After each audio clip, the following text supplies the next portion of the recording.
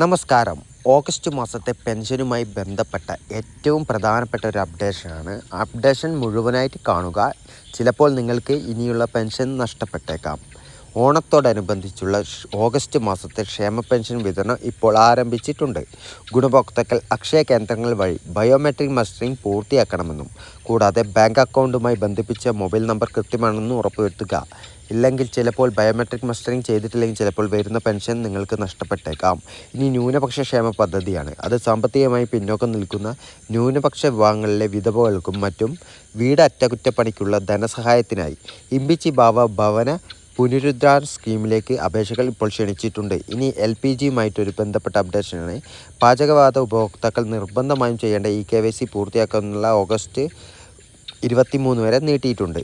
ഇനി തൊഴിലുറപ്പ് പദ്ധതിയാണ്. അയ്യങ്കാളി നഗര തൊഴിലുറപ്പ് പദ്ധതിയിൽ കഴിഞ്ഞ സാമ്പത്തിക വർഷം 100 ദിനങ്ങൾ പൂർത്തിയാക്കിയവർക്ക് 1200 രൂപയുടെ ധനസഹായം വിതരണം ചെയ്തു തുടങ്ങിയിട്ടുണ്ട്. ഇപ്പോൾ എല്ലാവിധ അപ്ഡേഷനും ലഭിക്കാനായി ഈ ഒരു ചാനൽ ഇപ്പോൾ തന്നെ നിങ്ങളൊന്നും മറക്കാതെ സബ്സ്ക്രൈബ് ചെയ്ത് വീഡിയോ ലൈക്ക് ചെയ്ത് കാണുക.